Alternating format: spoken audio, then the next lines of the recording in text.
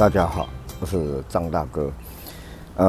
现在我们要进行的是这部从宜兰坐专车来台北找张大哥的 R129 500SL V8 引擎的分油盘维修引擎测试第一部分。首先，我们看到这个分油盘啊，经过大哥整修过之后呢，我们看起来它相当干净，相当漂亮哦，跟其他就形成很大的对比。那首先，这部车为什么在宜兰发不动，必须到台北来找张大哥？有2个原因。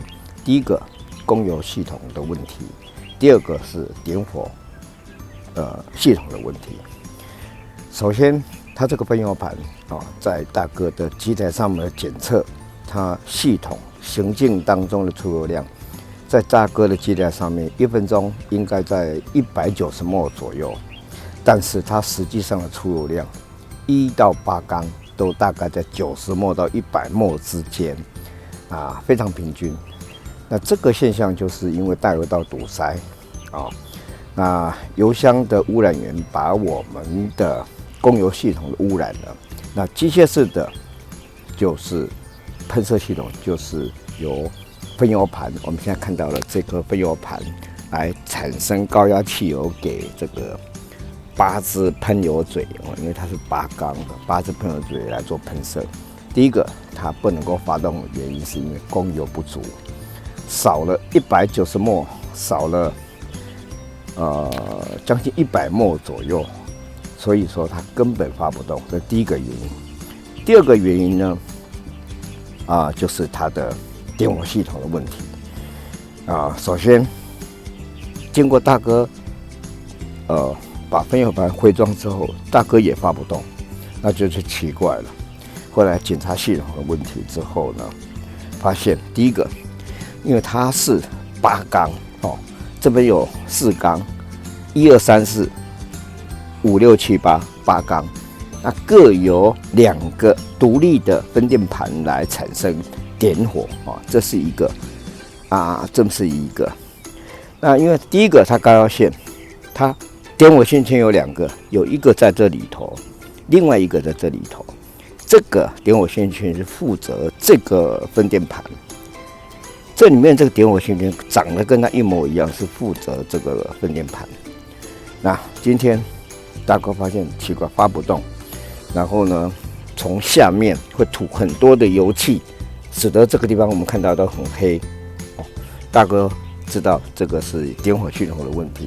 检查结果，第一个，它的这个点火系统这个高压线圈坏了，它不产生点火，也就是说这个分电盘不供电。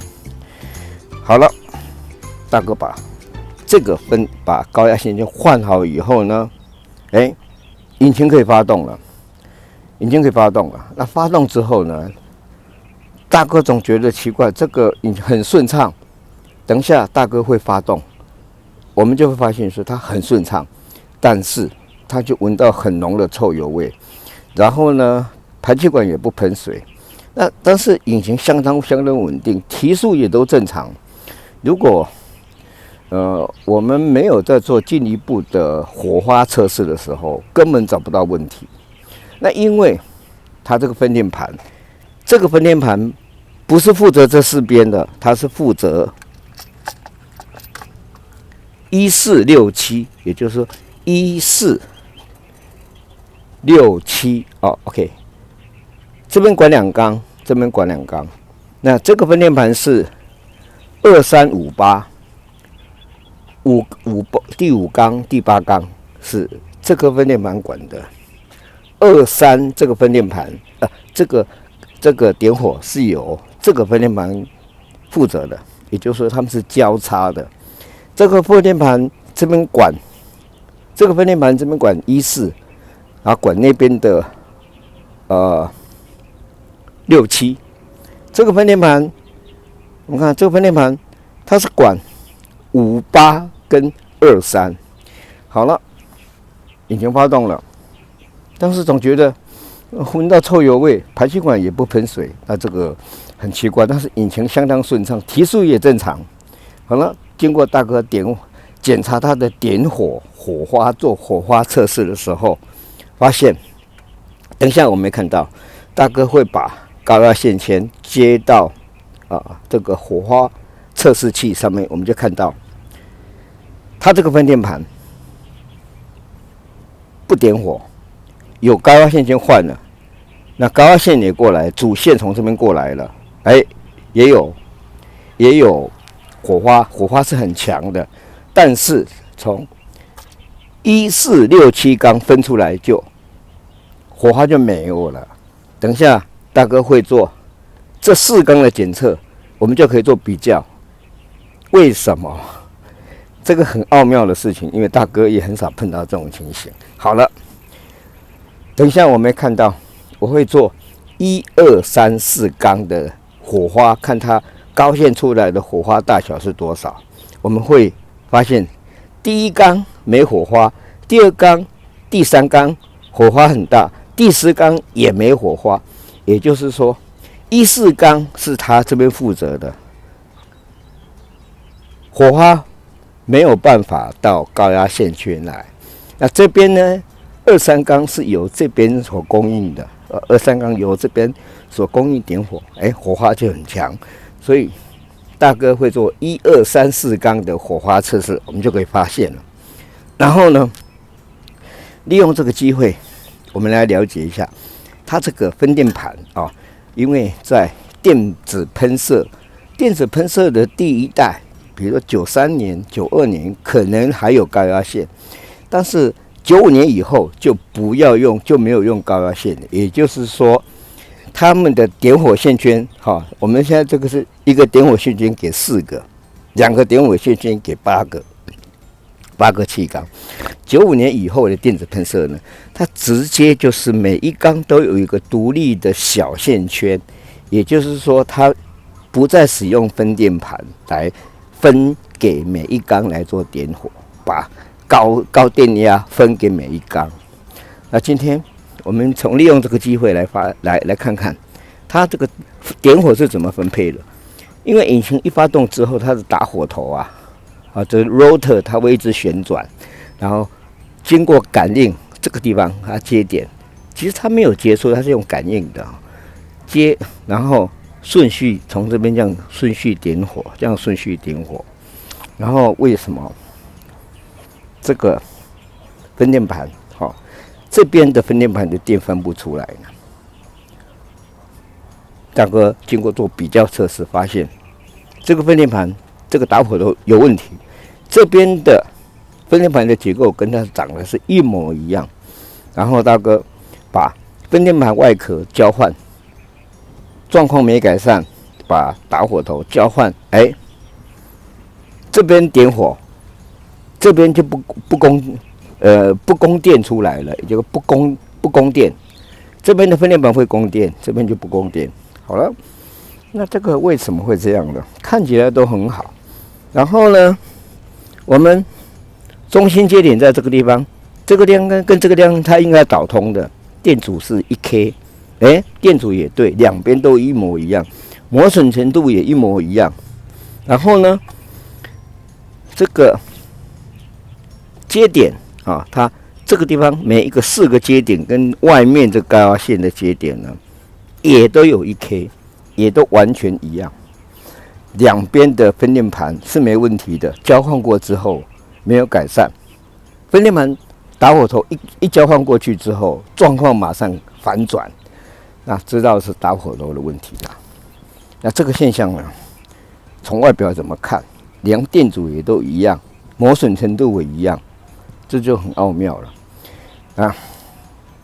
终究得到的终结的原因，就是因为这个分电盘的打火头应该是漏电了，电阻值也一样，两边电阻值都一样，2个打火头电阻值一样，磨损程度也一样，但是它就是没有办法供电出来。然后你偶尔会听到很细的跳火的声音，这个是漏电的声音。所以说打火头大哥必须要换掉。那为什么我要做这个专辑引擎测试，因为大哥在每次做引擎测试都是已经把引擎测试的非常完美，调教非常完美的时候才做引擎测试。但是因为这个状况，很多维修人员他可能没有注意到点火，没有做这个点火大小的测试，所以说可能会找不到原因啊。等一下，然后呢 ，OK， 我们现在看到这边有4只火星塞，1、2、3、4。你看第一缸是黑的，2、3缸是白的，第4缸又是黑的，因为1、4缸是由这个分电盘负责点火的，1467 ，OK， 所以1、4缸燃烧不完全，就汽油不燃烧，其实它是有电，但是非常微小，已经没有办法跳过我们这个点火测试器，所以1、4缸燃烧不完全，黑的；2、3缸这个2、3缸1、2、3、4，2、3缸是由这个分电盘来负责供电的，所以说它火花正常是燃烧完全，很奥妙的事。等一下，大哥把分电盘回装，火星塞装上去，然后呢，我们来发动，来看看，竟然这个引擎是顺畅的，但是你直觉上发现它是有问题。如果没有做火花测试，你根本找不到原因。OK， 好，等大哥把这个东西这2步弄好，我们再来做引擎发动来看看。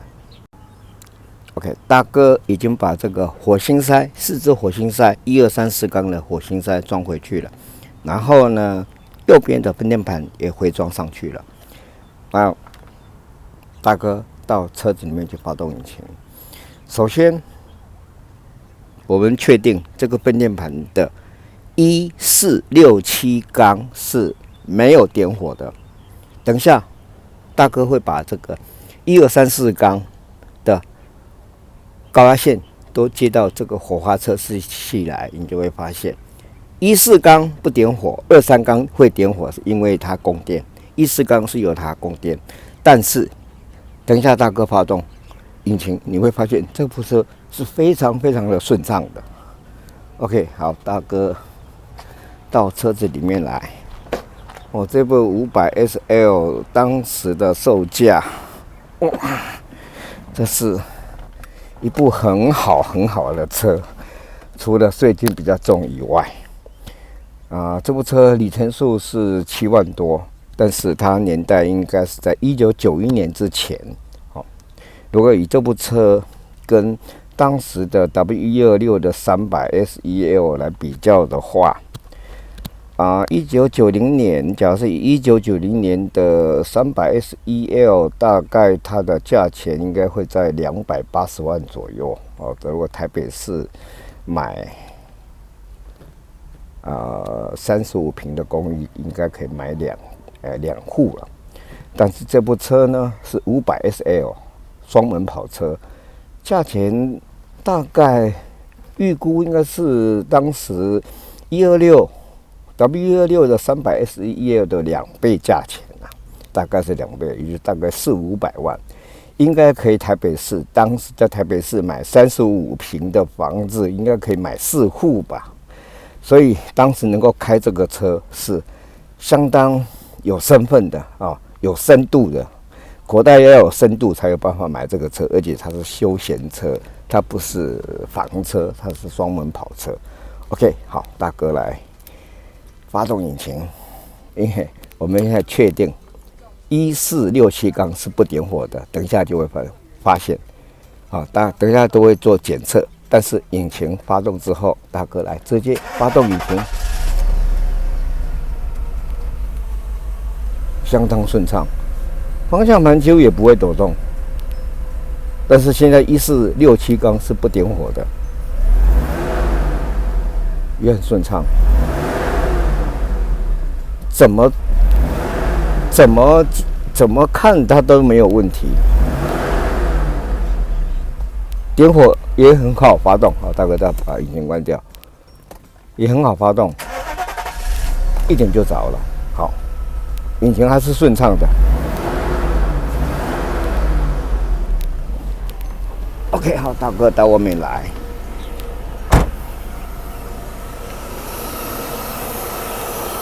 我们来看这个引擎，也是非常稳定的，相当稳定的，也是相当稳定。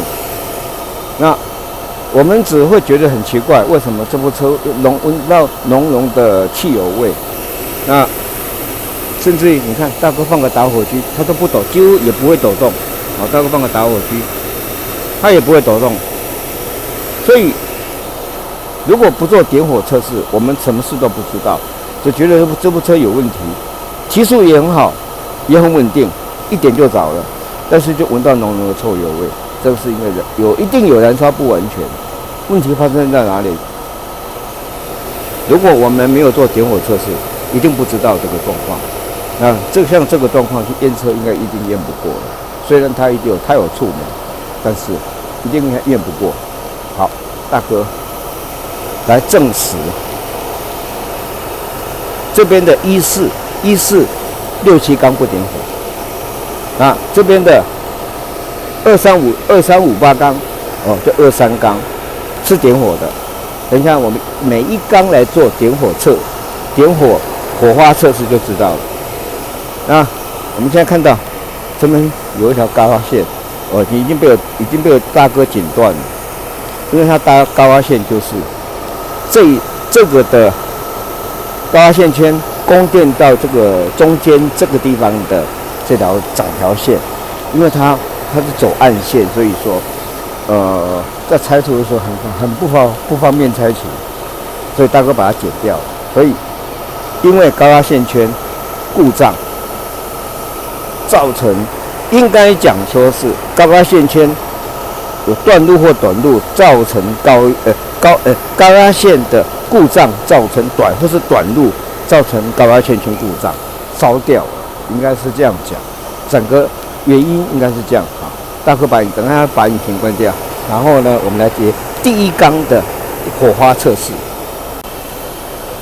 OK， 大哥现在把第一缸，你看第一缸的高压线已经被我拉到这个地方来了。我们来看看，没有火花，哦，完全都没有火花。那等一下我们再来试第二缸。好，我们来看看第二缸，这第二缸的火星是矮高压线，大哥已经从第二缸把它拔掉，所以我们看到这火花是这样的强大，然后引擎抖动很厉害。这第二缸，因为第二缸为什么会点火？第二缸是由这个分电盘来供电，第三缸也是。等一下我们再来试第三缸。好，我们现在看，现在在点火的是第三缸啊，大哥已经把第三缸的高压线已经接过来了。你们看到第三缸的火花这么样的强大，而且是持续的在跳动，因为23缸是由这边正常的分电盘供电的，所以它会跳得很正常很顺畅。等一下我们来看第4缸的时候呢，它又不点火了，因为是由这个故障的分电盘的打火轴所造成的。OK， 我们来看大哥把第4缸的高压线接出来了这第4缸的高压线，你看到它没有火花。完全都没有火花，那为什么这么奥妙？引擎又可以很顺畅的运作，这个因为火花测试。今天大哥主要做这个专辑的主要目的就是告诉所有维修人员，火花测试是非常重要的。你火花，你每一缸的火花你不做测试，你根本不知道它火花大小。火花大小代表分电盘的状况跟高压线圈跟点火放大器的状况，其中一个环节，因为它们是环环相扣的，其中一个环节如果说有问题没有达标，火花表现出来就是小的。那所以大哥在整修，除了供油系统整修让它标准以外，点火系统一定要检查。是不是有老化造成点火的不良？那现在呢，这个引擎运作就这样顺畅，只是闻到现场浓浓的汽油味，验车会验不过。那这个问题呢，除非你做点火火花测试，否则是没有办法找到任何答案。那这部车呢，大哥在等2个打火头都把它换新。那等料来之后呢，我会做一个总结的标准的引擎回装测试。那我会回报这部车子的大哥在试车的过程当中，发现它有什么样的底盘的问题，或是在开车变速箱什么样的问题，要在等下个阶段做正式的引擎测试的时候，我才能够回报。那还有个问题，我们来看看大哥把冷气打开因为它这个冷气系统是不正确的。OK， 大哥把这个冷气打开了。OK，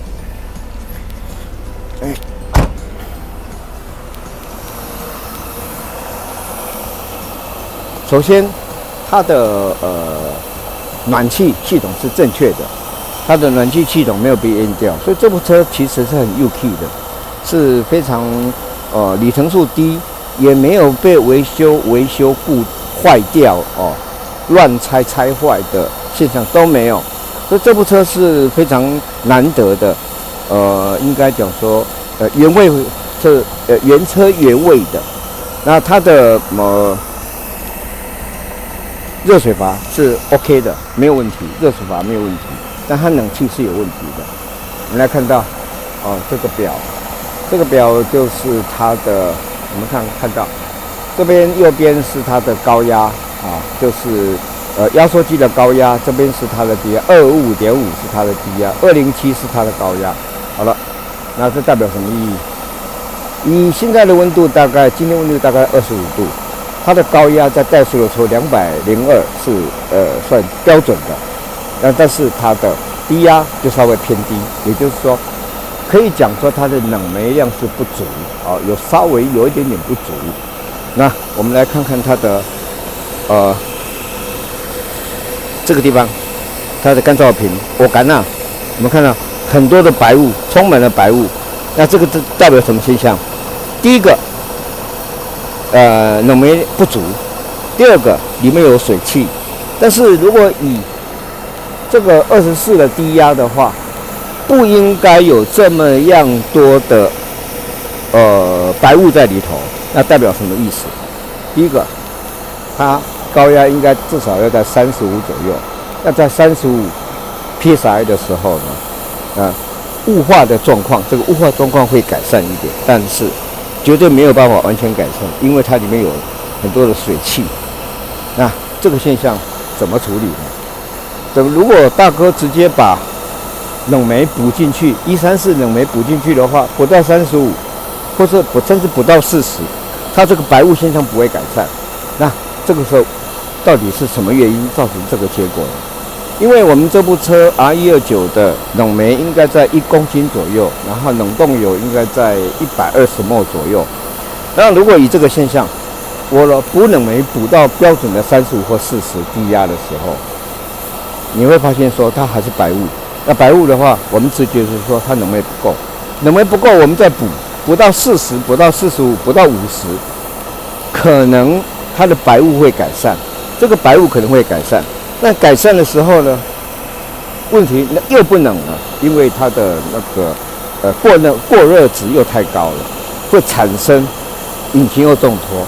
那唯一的办法，冷媒管清洗，因为这部车虽然里程数只有7万，但是冷媒管里面的冷冻油跟管路都因为有酸化、有水分在里头酸化，造成它的冷冻效率不良不佳。那所以大哥建议应该要把冷媒管把冷媒全部抽光，抽掉回收之后呢，我们的所有的管路再做清洗之后再补正确量的冷媒之后呢，它这个白雾性能才会改善。